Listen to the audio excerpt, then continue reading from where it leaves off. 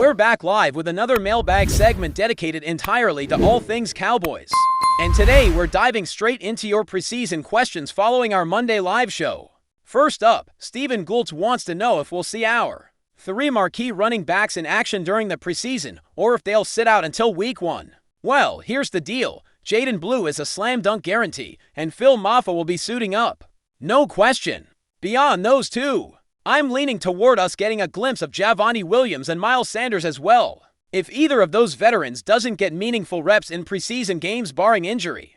Of course, it's a solid indicator that the coaching staff views them as roster locks and wants to preserve their bodies for the regular season opener. With a brand new staff at the helm, it wouldn't surprise me to see starters peppered into 1 or 2 exhibition contests, just to gauge chemistry and get some real game reps. Personally, I'm itching to see all of our backfield weapons take the field. The grassroots expectation shouldn't be that guys like Blue and Maffa are automatically going to lock down carries. They need to earn their roles every single day.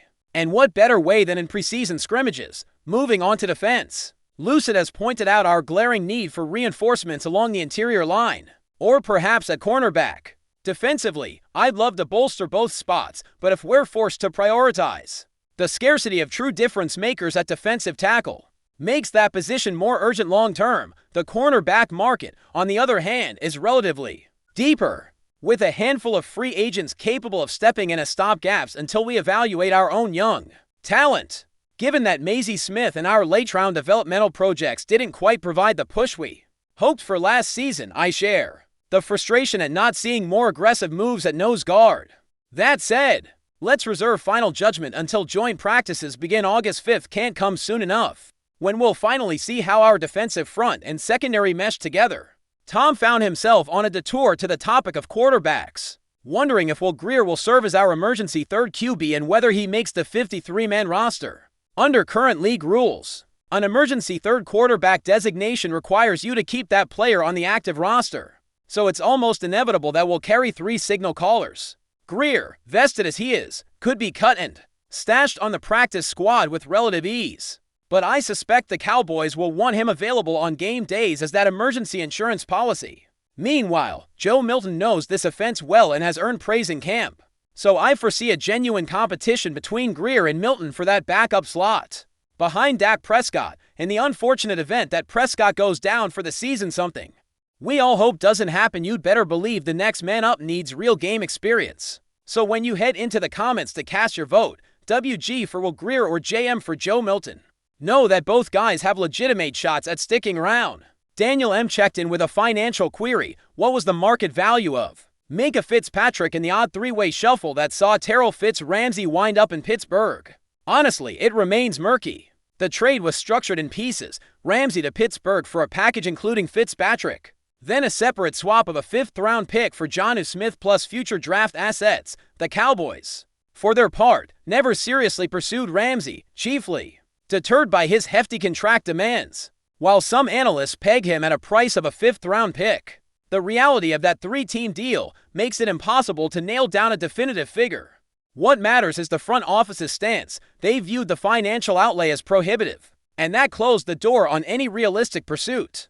Ecuador man raised a valid concern about Zach Murray as our starting linebacker in this scheme. When Murray lines up clean and pursues downhill, he flashes the instincts we drafted him for. He's fast to the ball and shows physicality in the open field. However, when asked to navigate misdirection, counterpunch runs, or more complex zone drops, he hasn't always been consistent until the rest of the linebacker room returns to full health and the new defensive concepts are fully installed. There's legitimate reason for pause about Murray's every down reliability. The linebacker cores remain streaky as we transition to a revamped defensive identity. On the subject of trades, Crystal Ball Finley floated Kenneth Walker 3 as a possible target. I'm not convinced the Seahawks are ready to move him. They've spent high draft capital at that position in recent seasons. Zach Charbonnet from UCLA, plus a handful of late-round developmental rushers. Seattle is more likely to withhold Walker rather than pay him or trade him at a discount. But in an open floor scenario, name a player you'd trade for and drop your suggestions in the comments below the video. We'll tackle the best ideas on air in our next mailbag. Turning our attention back to the schedule, Lucid Charts posed a tough question. given the brutal gauntlet that awaits us down the stretch. What constitutes a good final record? I'm of the opinion that reaching double-digit wins would qualify as a strong season, especially when you consider the quality of the opponents you'll face in the final 8 games. From the Eagles and Chiefs to the Lions, Vikings, Chargers, and Commanders, all of whom are potential playoff contenders, there is zero margin for error. That means you have to start the year red hot against the early slate of Giants, Bears, Packers, Jets, and Panthers. If you can confidently lean on a 10-win threshold, you should feel optimistic about playoff positioning. As for internal needs, Lucid also suggested targeting Jordan Davis to shore up our nose guard. He's a brute against the run and would instantly upgrade that interior gap. But let's be realistic, Philadelphia isn't trading from a position of need. They're construction mode contenders and don't have a competent backup waiting in the wings. So as much as I'd love to see Davis don the star, the odds of that one happening are virtually nil. We pick up right where we left off, diving back into your questions without skipping a beat. Turd Ferguson wondered whether this Cowboys team is doing anything fundamentally different to guard against last year's injury woes that plagued both sides of the ball. Truth be told, injuries are the one variable no front office can completely control, especially the freak non-contact, soft tissue collapses that seem to hit us in the worst possible spots. Remember when our star receiver planted on what should have been an innocuous out route and ended up tearing his ACL? You can install every cutting-edge strength program imaginable, but when a tendon gives way in a phone booth collision, your margin for prevention is razor thin. On the offensive side, we did see pockets of overwork last season, playing through nagging calf pulls in crucial moments, much like what we witnessed in the NBA Finals. With that blockbuster calf calamity storyline, coaches sometimes feel compelled to roll the dice on elite talent in do-or-die contests. But last year provided a stark reminder that durability is just as valuable as explosiveness. As for the defensive trenches, we've retooled the medical and recovery protocols, infused new nutrition and mobility specialists into the building, and emphasized lower body resilience more than ever before. Will those changes pay dividends? Only time will tell.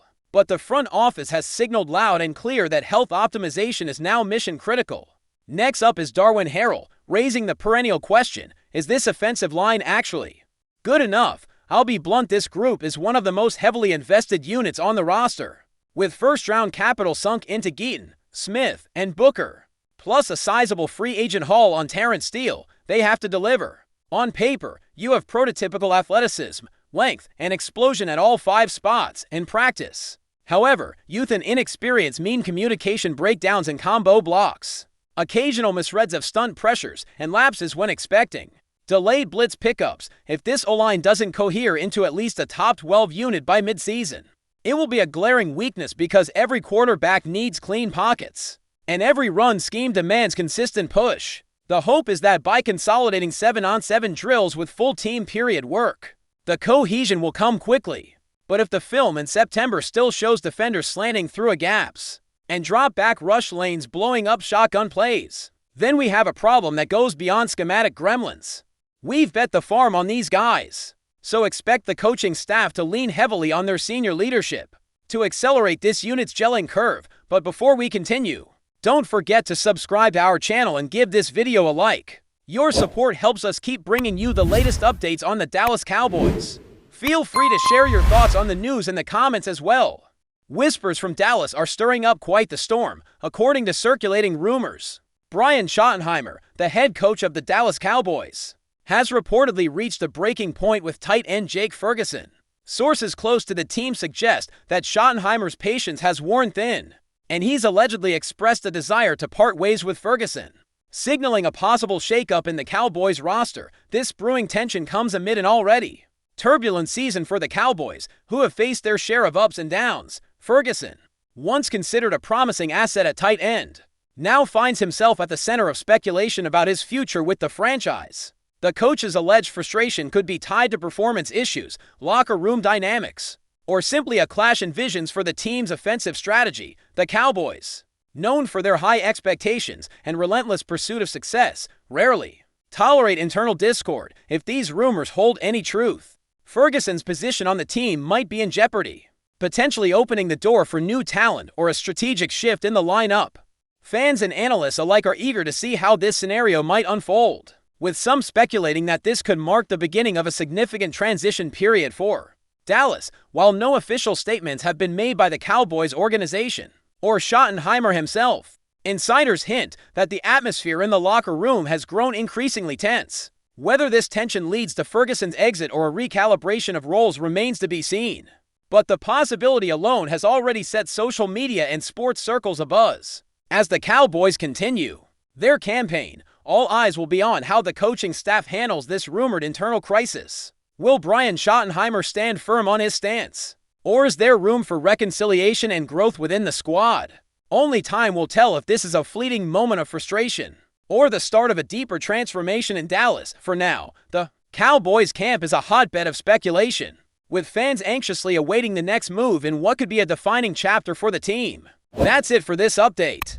If you enjoyed the video and want to keep receiving exclusive news about the Dallas Cowboys, please subscribe to our channel and give this video a like. We always look forward to your comments and opinions. See you in the next video.